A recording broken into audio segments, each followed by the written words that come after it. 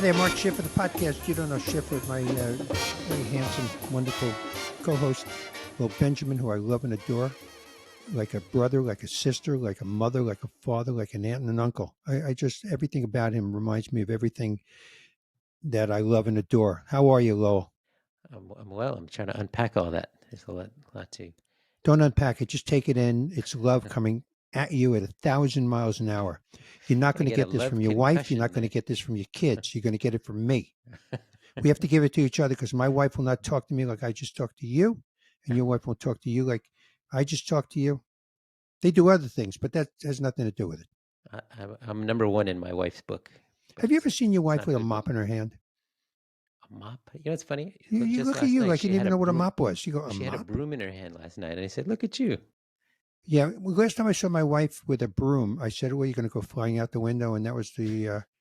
She didn't talk to me for 2 days.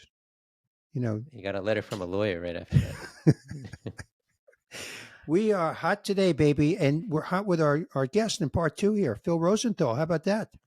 Yes, part one was a lot of fun. We hope everyone got a chance to listen to that. If you haven't, please go back at your This is convenience. Listen one to of the part big one. Jew moments of my life. Phil, Lowell, Mark, a lot of Three Jews. tenths of the way to a minion right there. Meretz Hashem. I try to combine Judaism and math right there. There you go. Yes, so Phil Rosenthal is coming on for part two. Part one was an absolute success. People loved it, and I heard from some people they can't wait for part two, and you don't have to wait. It's coming now. Most mind-boggling thing about what he talked. One thing he talked about is that after how long was Raymond on? 10 years, 9 years, 12. 11 years? How long? Nine Nine seasons. years. Nine But seasons. truly one of the best, down to earth, wonderfully funny human comedies of all time, up there with Seinfeld and Mary Tyler. Just a wonderful show. He could not get another TV show on the air after that. Yeah, What do you have to until somebody do? feed Phil. But that took him 10 years. Right, right. How successful you have to be in show. It's kind of disheartening, to hear that you could be the most successful guy for 9 years and then nobody Yeah. wants. But let's not go in on a low note. We want people to soar with this episode. Well, he certainly he does soar because no matter what happens to him, he comes out happy Yes. and optimistic. Yes. And in part two, he does share that he believes and genuinely believes he's the luckiest person in the world. He Yeah. also shares the best advice he ever got, what he thinks makes TV shows funny, and he talks about his new podcast, Naked Lunch. So please listen to part two. It's a really fun episode as well. And take a look at the show notes when you get a chance. If you want to see more about Phil, if you want to see him live on tour, he's got a book for sale. All of his proceeds go to charity. And thanks for joining us. Yeah. And again, thank you. This is a deep dive into comedy and life. And I know you're going to enjoy it, folks. So thanks for being here. In the book, you also mentioned that there was an incident where you had a flashback in the episode, and they told you to take it out, and Yep. then so that was also sort of a seminal moment in the show in that sense. Yeah. In the first year, you're experimenting with it's like trying on clothes. You're seeing what fits and what doesn't, Yeah, and you should be allowed, I think, to try everything yeah, to see what works. You're finding the show, right. uh, and for some reason, the studio thought we don't like this gimmick or whatever it was, and I'm like, well, we want to try it, see, because we think it's funny. We're going to do a flashback where Ray and Deborah actually in the flashback play Frank and Marie, the parents, right? And it has meaning. We become our parents, and you can see the thing, and it's fun to have these actors play those actors. Try it. Well, these studio people, they couldn't stand that I was going to go ahead and do this. So they went to Ray Romano behind my back and told him what a bad idea they thought it was. Wow. And when I found that out, that they're talking to my star behind my back, I said, listen, I am happy to talk to you guys anytime. Your notes are valued and they're welcome. But if you ever do anything like that again, I won't be here the next day. Because you can't have that. That's called sabotage. You can't have that. You're undermining my authority as the runner of the show. You're undermining you're putting a little bomb in the middle of the show. You're blowing up a trust that I have with Raymond. Right. What are you doing? Your job? I don't think that's your job. That's your goddamn opinion, which is less than ours. So in this situation. Wow. When you would hire a writer for the show, did you hire them on their personality sometimes, or strictly on what they've written in the past? That's a great question. Obviously, you're an idiot if you just go on, I like them. Right? Work needs to be done. It's very hard work, and it's very necessary work, and you need it every damn week. You must have a script every week. Right. So you never hire someone just because you like them. But you are casting a room that you have to live in for a good part of your life, meaning 10 of us are going to be in a room all day, every day, sometimes into the night. If you don't like the people, it's a harder place to live, isn't it? So, yes, that is part of it. I was going to name that first book about Hollywood, Everyone's Nice in the Meeting. Right. Because they are. Nobody shows you their true self in the meeting. It's very rare. Maybe Larry David would. But most people, sure, they're very nice. Everyone's nice. It's not until you get into bed with them that you realize they're maniacs. You know, one of the hardest things for me when we were in the writing room, I'm a happily married guy. And most of the people in there were young people who were still dating or not married, or hated the opposite sex. And it was very hard for me to listen to that day in and day out about how horrible relationships are. Yes, and also I thought you were going here with that, which was if the showrunner has a bad home life, you're there till 3 a.m. because they don't want to go home. And I've been, on the shows I worked on before ours, I was there till 3 a.m. And no show ever got funnier at 3 a.m. You just think it did. Right. Well, that's what Jerry talked about. They quit at 5 or 6 o'clock or whatever. Us too. Yeah. Us too. Well, that was part of the job. If you worked for me, part of the job was to go home, get in a fight with your wife, and come back in and tell me about it. Which was Carl Reiner's whole way to put together Dick Van Dyke Show. He'd sit with the writers and go, so what happened to you this weekend with your wife or your husband? Exactly. Well, I learned from him. I learned that that's a totally valid modus operandi for this show, for Raymond. Mm-hmm. We want it to be believable and relatable. Those were the key words. Funny, yes, that has to be first, but not at the expense of believability and relatability. Mm-hmm. Very, very important to us. Not every show needs to be that way, but if we were going to do, for us, a funny family show, you had to buy it. You had to believe it. Mm-hmm. Could this happen was the key words in our room. Seinfeld's a different show.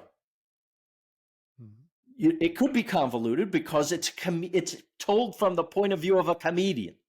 And so it could have a comic premise that doesn't happen in real life. But I maintain, for me, the funniest stuff ever on Seinfeld was the most relatable stuff. Mm-hmm. The contest. The contest is my favorite episode because it's so unbelievable show. Yeah. By the way, the other thing about that was it was so strong an episode because there was no B story. There wasn't anything to distract you from the very important A story, meaning their contest of who would be the first to masturbate is, first of all, a hysterical and, yes, hip and edgy premise, but so well executed. One of the biggest laughs, I think, of my life is Kramer coming in and slamming his money on the table within 2 minutes and saying, I'm out. I'm out. And you guys never had B stories, right? You always only had a B story? We thought if a story was worth telling, mm-hmm. it was worth telling for 20 minutes. And because of the setup of the show, meaning the entire cast lived in very close proximity to one another, they could all weigh in on the A story. Yeah. We didn't need a B story. Maybe there was a runner, Brad Garrett can't find the shoes. Yeah, but that's not going to distract from the A story. It's not going to be, while this is happening, let's go over here and see a whole different arc of a story with another guy. That just weakens both things to me. And to your point, I think it makes the storylines of Raymond more memorable because it's like you just have that to focus on in every episode. Well, I come from theater, right? And to me, the great sitcoms that were filmed in front of a live audience, like All in the Family or Mary Tyler Moore or Roseanne or The Cosby Show of the 80s, you can't say his name anymore, but these shows, you forgot time and space, and it was an evening in the theater at their best. You didn't need to move from the living room in All in the Family. It was all happening there. It was all about the character and the dialogue and the relationships. And that is what got in deep. Look at The Honeymooners. The Honeymooners took place on a stage that's smaller than our podcast screen right now, right? It was so tiny. Incredible. But did it need to have many sets and many costume changes? No. They're just coming in and out. It was a play, Most a little play. Most people don't know The Honeymooners only went one season. That's right, 39, but they did 39. But then, well, a lot of people don't know that it was a regular sketch on the Jackie Gleason show, and that they filmed that 39 in between seasons of the Jackie Gleason show. How much work were they willing to do? Unbelievable. Did you ever meet Jackie? Oh God, I wish. I gotta know. I mean, these were my all-time favorites. Like, I wanted to be Art Carney, and then we got a note that Art Carney likes Everybody Loves Raymond, and I think I died. Yeah, I died. Sure. I mean, he was at both of them. I remember the sweetest thing when Jackie was interviewed on 60 Minutes. I think Morley Safer said, "How much of the show's success do you attribute to Art Carney?" And you know what Jackie Gleason said? Right. 90%. Right. He was amazing, Art Carney. That made me cry because he loved him too. I just loved their friendship. I remember reading in, maybe it was The Great One, and he had smoked 5 packs a day or something like that, Jackie Gleason. And then he had to go for like open heart surgery. And when he woke up in the hospital room or something, he pulled the wires out and went out and tried to get a cigarette. Unbelievable. Yeah. Yeah. Which says more about cigarette addiction than anything else. Yeah. How powerful that is, right? So Ray is a terrific actor. Unbelievable. He's in a movie right now with Scarlett Johansson they're filming. And he wrote and directed and stars in a movie that's coming out next month called Somewhere in Queens. And I've seen it, and it's fantastic. Right. I'm so proud of him. So when you start with these comedians who are used to working in front of an audience in a club, and now they have to become actors. Yeah. How much of it is you're doing because they're not taking acting lessons, and they're thrown right in front of a camera and a mic and a sound, everybody's staring at them? He was very smart, Ray, to get an acting coach when we started.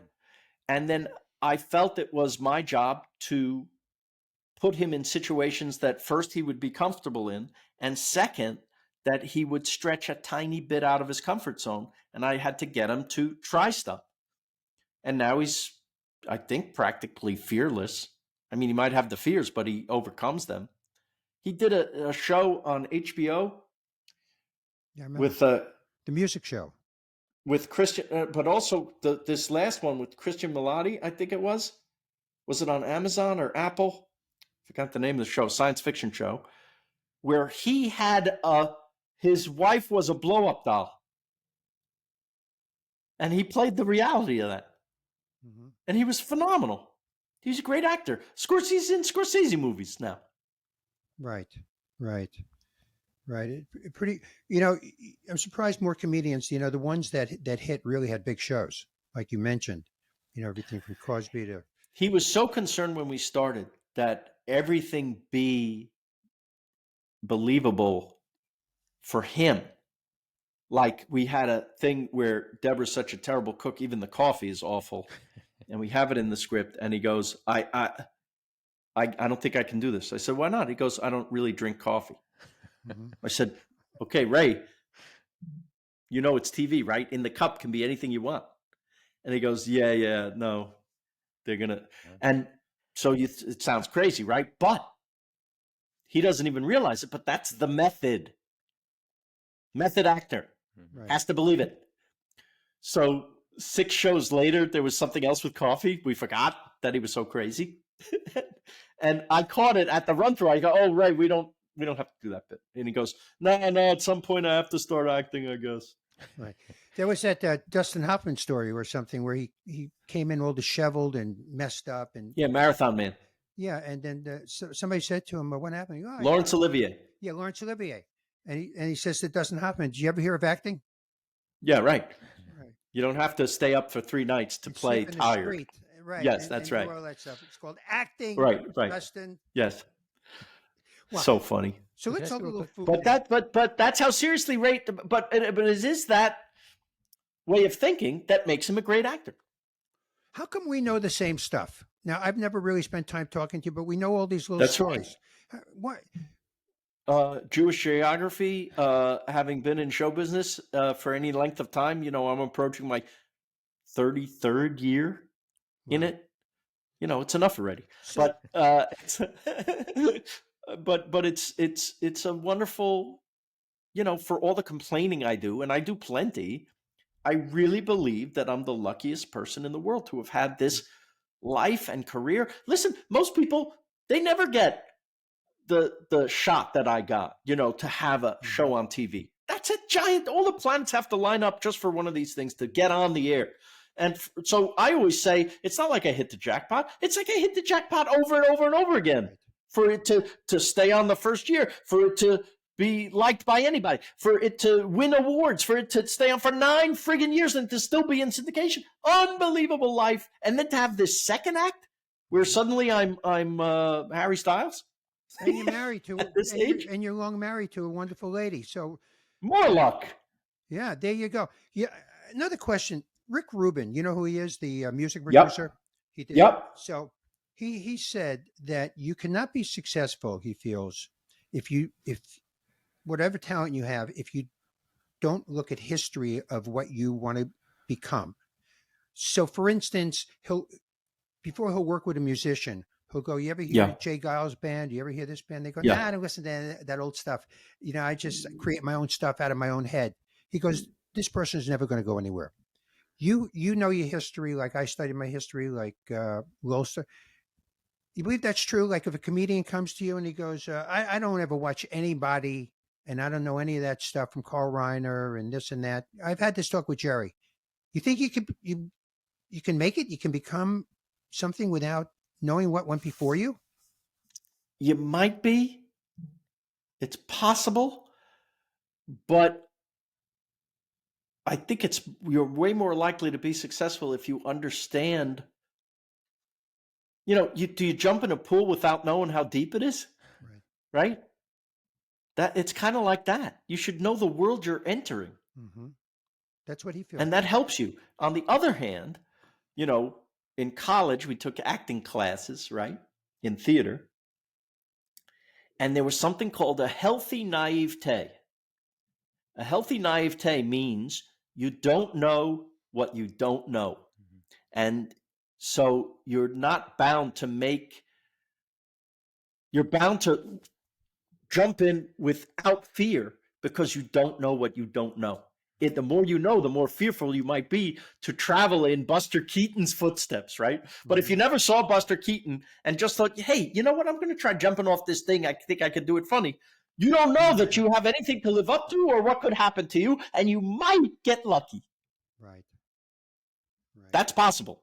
But I would rather be successful by design than by luck. Mm-hmm. Of course, we all know that you need both. Totally. Do you have any favorite playwrights? You mentioned plays in theater.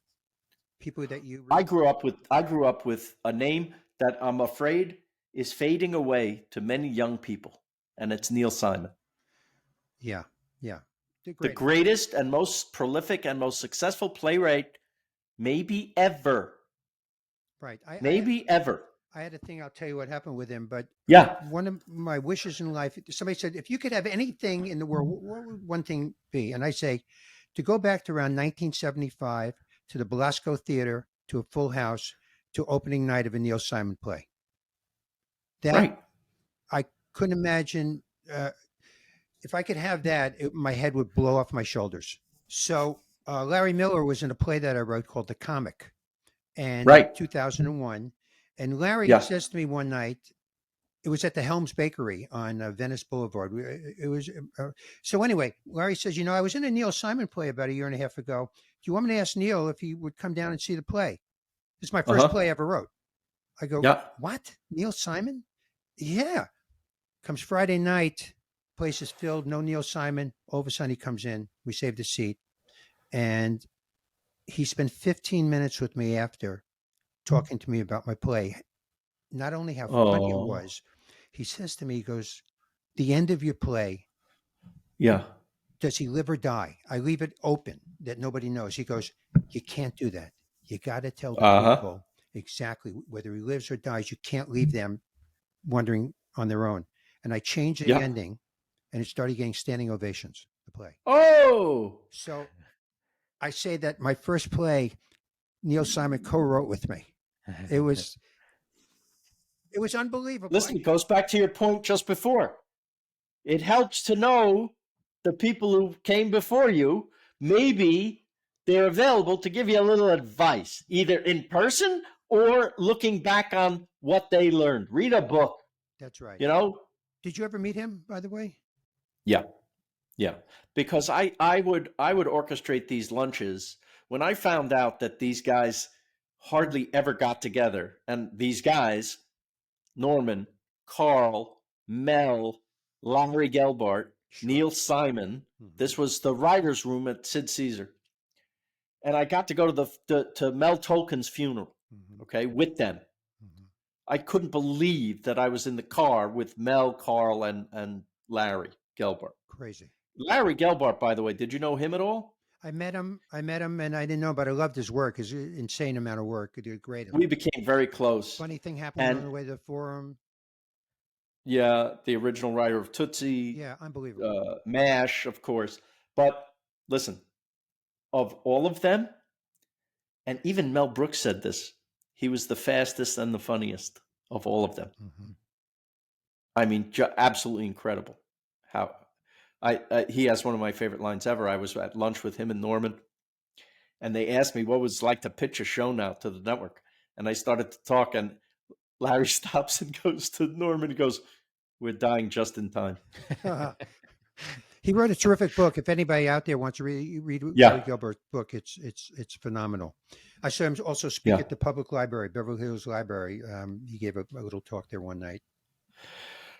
He's magnificent, and so I would organize dinners and lunches with them, and they would say to me, we wouldn't get together if nobody did this, right? That's amazing. You know how things are. Sure, of course. What writers get together? You need like an organizer. So I was happy to organize it. It was amazing for me. So Neil was at a bunch of these lunches. Wow. And he was charming and great. Yeah, they all were. And his book, Rewrites, he wrote 2 volumes. Rewrites is one of the greatest books on writing. Yeah. And what you need to do. He wrote his first play, Come Blow Your Horn, I think was 17 versions of it. Yep. No, he was just a work machine. Yeah, and you talk about being, the luckiest man in the world. A lot of it, huge commercial success. But I suspect even if you didn't have anywhere near the degree of commercial success you had, you'd consider yourself a very lucky person. Is that fair to say? Nope. No, I do. Of course I do. Of course, the commercial success is the happy byproduct of doing what you love. Yeah. You have to do what you love first. That's why I was quitting, because I knew I wouldn't love it if I did it any other way. And you have to love it first, and then the money comes. It's not the opposite. You chase the money, I think it's a foolish thing to do. Yeah, because you think a lot of people because even if you get the money, then there's something missing in your soul if you do it just for money. Now, listen, when you're starting out, kids, if you're listening, when you're starting out, you do anything you can to live and pay the rent. Yes.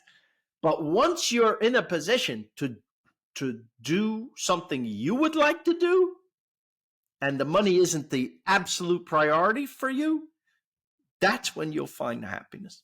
Mm-hmm. So with that, when you're doing Somebody Feed Phil, are you able to, sort of away from network pressures, or do you still deal with that on that show as well? Or are you able to kind of do exactly what you want? The hardest part of doing Somebody Feed Phil is waiting for the studio, the network, Netflix in this instant, to let us do more. Mhm. And that is a struggle every single season because they really don't need more episodes of this thing. They would rather take all the money from the niche shows that they have, and all the food and travel stuff, all the food stuff, that's all niche for them because the giant blockbusters like Stranger Things, they'd rather take the money from all the niche things and put them into one giant $300 million epic movie. That's just like every studio everywhere.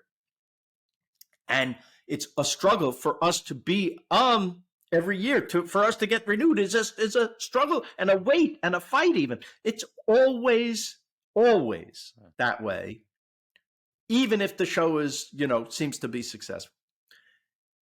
It's a different world now. Right. They have the poster of the show. They have it. The audience doesn't know when you turn on Netflix and you see all the posters at the bottom. They don't know if there's one episode behind there or 1,000. But they have it, and they'll have it forever. There's no back end for the people. There's no meaning residuals or syndication money. They're only picking up a few episodes per year. Right. It's like the gig economy, right? Mhm. For in TV, you have to have lots of little jobs to make up a career now. Mhm. So that's the hard part. But once we get picked up and we get to do our season, completely left alone, total freedom, zero restraints, do the show you want to do. That is, and it's an absolute joy. And it's such a joy that it makes the waiting even harder Right. because it's so much fun to do. Is there any place you won't go to do one in these episodes? I'm sure there is. I can't think of it. I'd like to hit everywhere. Mm-hmm. I've only done 30 something shows in these Is 6 that all? seasons so far because it's small orders, right? Small orders of episodes. But there's still places on the bucket list I haven't hit yet. Mhm. Anything come to mind right off the top? Right off the top of my head, India. Haven't done India yet. Have you guys been? I've No. not, and I've heard from people that it's one of the greatest places to visit. I was supposed to go I can't with wait to go. Jerry was supposed to go to do some shows in India because they do speak English, and then That's right. The weirdest thing, they couldn't figure out the parking. How's that sound? Sounds like Jerry. I think one of the most revealing things about your character was at the beginning on the PBS, I'll Have What Phil's Having. But Yeah. when you Yeah. went to Italy and then you talked about that Yeah. family that you met, when you were in college Yeah. and stayed in touch with. That's right. I think when I saw that really captured for me why you're so good at this show, because you had this relationship with the family, like, decades before you knew this was going to be. When I was in my early 20s, my first trip to Europe, I met this couple that was my age, and we stayed up all night on the train from Paris to Florence. And this is my first trip to Europe. Mhm. And it was so overly romanticized, I would say, the whole experience. Mhm.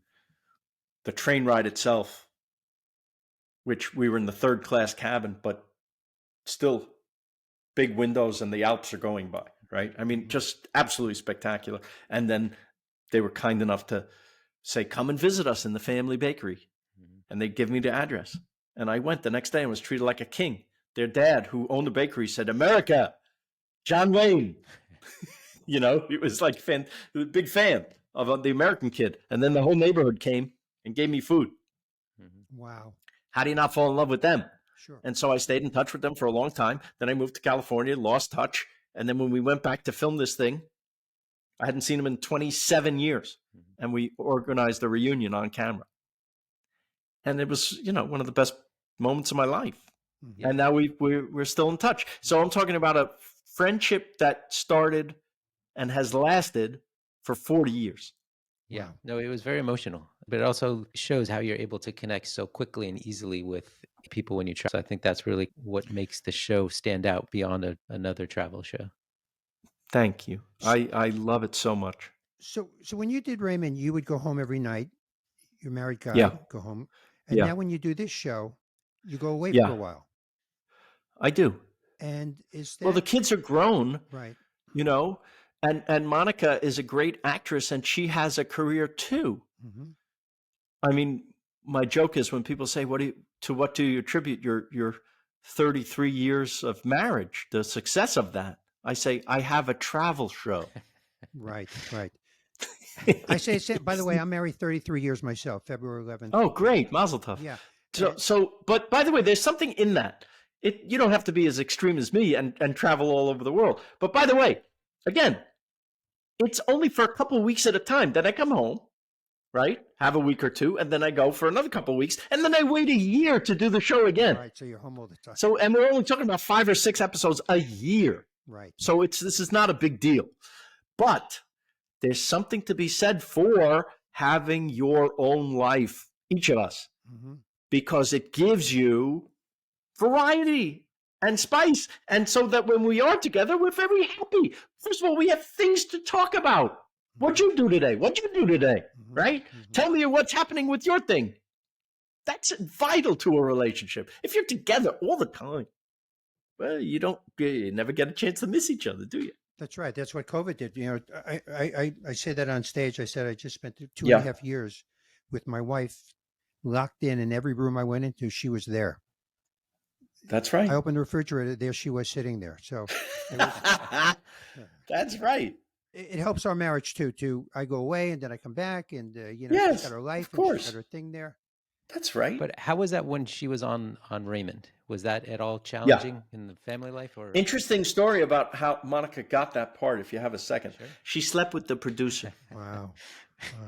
We all knew that. And we were already married, so that was very unusual. No, she was great. In fact, Steve Scrovan suggested her for the part in the first season to be a date for Brad Garrett. Mm-hmm. And they just were fantastic. They hit it off. And so we kept her on and off through the years. And then season 7, we're like, where are we going for stories now? What are we going to do? We need something to happen. Something should happen. Well, Robert should get married. Who should he marry? He should probably marry Amy, Monica, because they have the off and on relationship and they kind of are the best together. Okay. And that gave us life for another season and a half, at least 2 seasons. Because not only did we have that storyline to play with, but we could introduce her parents and family. Who was that? Georgia Engel, Fred Willard, and Chris Elliott. Wow. That's some great new blood to put in your show. Did Monica's agent give you a hard time with the contract? Yeah. It was an absolute pleasure. By the way, you want your wife in your show because it's probably the only place that she'll listen to you. Right. There you go. Yeah, that's the secret of marriage. I was king for a day when Monica was in. Then I go home, pick up your socks. Right. That's what Charlton Heston said when he was making the 10 Commandments. He had the big scene one time where he's splitting the Red Sea. And then he walks in the house. His wife goes, "There's a leak under the sink. I need you to crawl under there." And he had just done it for 10,000 Jews with his arms out. And now he's... That's great. I love that story. I love that. That's, by the way, one of my favorite movies because it's alternately spectacular and hilarious. I call it the Siegfried and Roy of movies, the 10 Commandments. I think there was some story about Cecil B. DeMille. Did he do Cleopatra? I can't remember. No. He did some other huge thing, and it was not... Yeah, he did big movies. Not Ben-Hur. He didn't do that either. But he did big movies. Yeah, and it wasn't going well. It was a horrible movie, and some actor said to him, "Who do I have to screw to get out of this movie?" So, Phil, as if you weren't busy enough, you've now launched a podcast. Yes. Naked Lunch. With David Wilde, the great David Wilde. And I wasn't familiar with David Wilde until your podcast, and I'm wildly impressed by him. Wildly. I didn't even mean that. But can you tell us just real quick what motivated you to do yet another project? And so David Wilde was a reporter for Rolling Stone, and he covered the 1996 television season for Rolling Stone. And he wrote a very, very positive review of Everybody Loves Raymond, our first month that we were on. And it was the first positive review or any review that we got. And I called him to thank him. And I thought he was a terrific guy. And I said, let's have lunch. And we've been having lunch ever since. And he has very disparate friends from the world of show business and music, especially because he worked at Rolling Stone. And we would have these lunches with these great people and my comedian friends and legends. And I always said we should be taping this. And so now we are. That's it. We have lunch and we have these great recordings. One of our first recordings ever was about 4 years ago. We were just fooling around, but we brought these microphones to Carl Reiner's house, and we just released that conversation. It was his last recorded interview. Wow. And that's on your Yeah. podcast? Yeah, I also got Elaine May to do it. And I know that was an exclusive because when I asked her if she would do the podcast, she said, "What's a podcast?" Yeah. Right. And she didn't give many interviews. Hardly ever. She's still with us. She's 90. I know. But I don't think she likes doing those things, but I trapped her. Did you ever meet Mike Nichols and have lunch with him? Mike Nichols? No, I wish I did. Did you? No. But Another in Neil hero. Simon's book, Rewrites, Mike Nichols is in 60% of the book because Mike Nichols directed most of his early. That's right. In fact, there was one. If I could go, yeah. There was one thing in it where Mike Nichols, they're doing out of town. They're about to go to Broadway in a week. And Mike Nichols comes to him with like 5 days to go and go, "We have no third act in your play." And Neil says, "Okay." And he every night goes back to the hotel room, comes back with the third act, and he's got it. But Neil Simon may not have been Neil Simon without Mike Nichols behind him. I get it. I was going to say, if I could go back in time to one production, it would be the original production of The Odd Couple, because it was Walter Matthau, my all-time favorite, and Art Carney as Felix. They were that was the original Broadway. Wow. Yeah. If I could see that. They never taped it. They never taped those shows back then. Maybe the library has it at Lincoln Center, maybe, but I don't think they were doing it then. Now they tape everything, at least for those archival purposes. But Mike Nichols' biography just came out is great also. Yes. Yeah. And you can get some real great inside stories. Like the fact that Walter Matthau, that they were very mad at him because he would stop in the middle of the play to talk to people in the audience, which would drive me insane if I was the writer or the director or anyone else in the play with him. I would go out of my mind. But I forgive him everything because he's my absolute favorite. And one of the most painful things for Neil Simon was that he sold the rights to The Odd Couple and never saw any TV money. Oh, didn't know that. Yeah, his agent, he wasn't making a lot of money, and he had written The Odd Couple, and he said, "We can get you $250,000 for the rights to the thing, and then you don't own it anymore." And then he was never able to watch an episode of that show on television. And it was a great sitcom too. It really worked. Tony Randall used to, he had talked about how the network thought it was at times too gay, the show. It was too. That's ridiculous. Two guys. So they knew that the network would come and say, "We don't want a certain scene." And so they would shoot this incredible gay scene. Like Tony would be sitting on his lap, rubbing his head. And the network would go, that's great. "You can't have that scene in there. You got to take it out." And they go, "Okay." And they wouldn't see the other thing that they want to get by. Yes, right. That's how to do it. Make it way worse than they could ever imagine. They let you do the original thing you wanted to do. That's how Carl Reiner talked about pitching the Dick Van Dyke Show. Like when he said, "When I pitch a show, when you see the people you're pitching to start dozing off, you throw in something really filthy. Like Dick comes in and takes Mary's underwear off, and they go, "What? What?"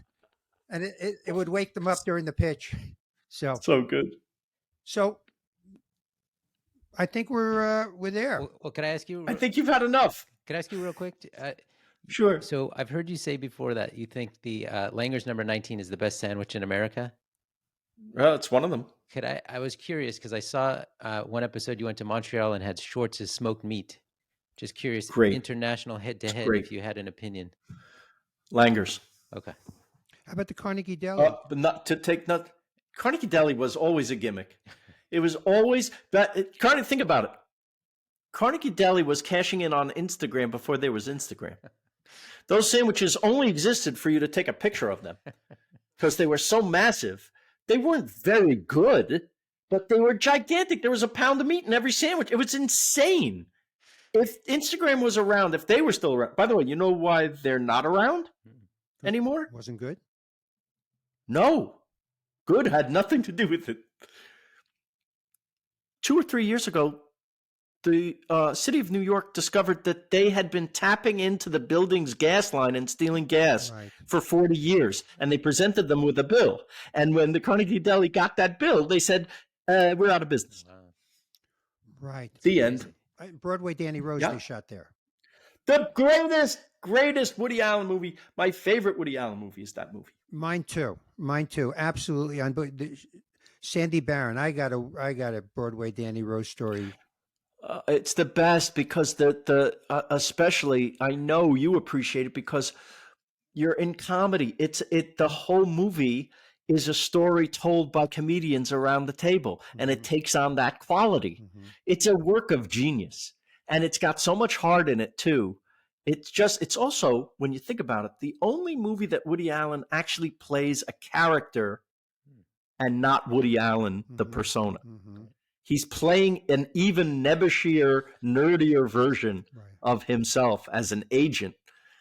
And the whole movie sprung to life because he was out to dinner with Mia Farrow, and Mia Farrow pointed at a lady in the restaurant and said, I want to play someone like her.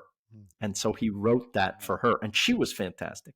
Well, you're right about everybody. You're right about the heart, because when he's trying to sell the balloon axe, yeah, I know. or he goes back to the hospital when the guy was beaten up and he knows it's his fault, it tears your heart out. It tears your heart out. And I think if you're a comedian or work in comedy or any aspect of show business, you know that 90% of show business is what he's dealing with, and not the Tom Hanks and Tom Cruises of the world. This is the real nitty-gritty of show business, trying to get a damn break, trying to get some legend to come and see you who doesn't even have power anymore. Maybe I'll have a break, right? Right. I love that line in there where Woody's explaining to Mia Farrow how Lou only cheats with one person, that he's at a time. Yeah, at a time. He goes, he's a decent man. He's only cheating because he's loyal. He's loyal to you. He only cheats with one person at a time, only one. So speaking of young people, do you have any advice for young people or something that you would wish someone had given you when you were young? Do the show you want to do, because in the end, they're going to cancel you anyway. There it is. Ed Weinberger, alive and well. Pass it forward, people. Yeah. It's so important.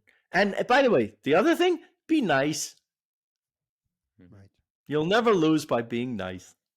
Yeah. Right. Doesn't mean be stupid, but be nice. Yeah. Right. And speaking of nice, we really thank you again. We know you're so busy, and this was so fun for us. We really thank you. When Mark told me you were going to be on the show, fun for me. I didn't believe it till I saw you here. So this is really a treat. Well, let's go. Now that we're friends, let's go eat. Oh, that'd be amazing. I'd love to do that with you. I'd love to have a sandwich with you somewhere. Oh, no. Great. I just noticed we didn't press record. We're going to have to do this again, Phil. Oi.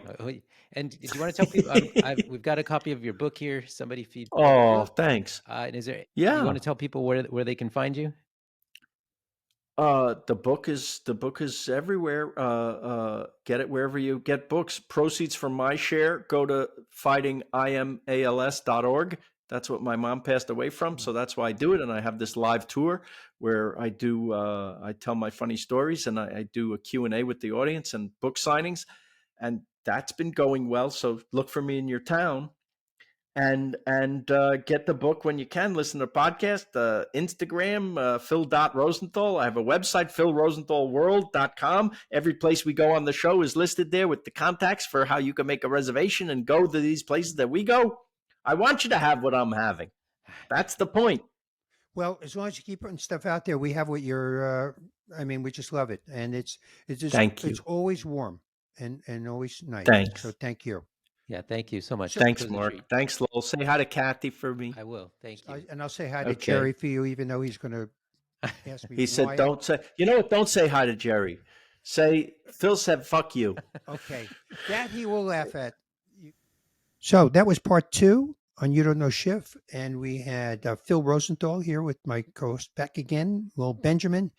And I'll tell you, again, I just have to say, when we were done with the interview with Phil, I remember saying to you, that was fantastic. I just loved every minute of it.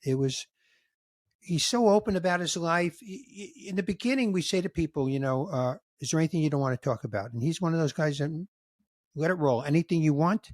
And we also tell them, if you say something you don't want, we can, take it out. Nope. Anything you want. And he was very open and honest about so many things. It's just great to have him here today. Yeah, no, I was really taken by how nice a person, how generous he is with his time, and just sort of a generous spirit. He has such a familiarity. It's as if he's known us for decades. He's just a very warm, embracing person. So it was a lot of fun to experience that, and then listening back as well. It was just great. And the best part of it is he wants to get lunch with us. Yeah, that's what I mean. Like he's just a really nice person. If we've been old college buddies or something like that. Yeah, so, it's amazing. You think he'll take us to one of those 15-star restaurants? Those 15 whatever stars. How many stars? What's the name of the big ones? It starts with an M. Very famous rated. That's the highest rating in restaurant world. Starts with an M. in those circles. I'm gonna have to Google that. Yeah, one of those 25-star restaurants. Yeah, usually I just You ever look notice up in French Subway restaurants? locations. What's that? You ever notice in French restaurants, somehow the French get their hands on the smallest carrots on the face of the earth? Le carrots. Le carrots. I've eaten in a few French restaurants. They have Michelin? carrots. Are you talking about Michelin? Michelin. There we go. Yeah, you think he'll take us to one of those 28-star Michelin restaurants? I assume so. I can only imagine, because I hear so much about these Michelin restaurants. If you go, you take one bite and you go, oh my God, this is unbelievable. Do people, everybody, the whole restaurant, oh my God, I've never had food like this. That's why great. it's so hard to get. That's why it's so hard to get a reservation, because it takes so long to get through the meal because of all the accolades. Yeah, the same people were in there since they opened, like 28 years ago. This is unbelievable. There's just people screaming effusively. Even the inspectors, when they come taste it, they're just like, unbelievable. And more people have heart attacks in Michelin restaurants. Did you know that? Statistically, once they get the check and they see the price of what there is up, hey, boom.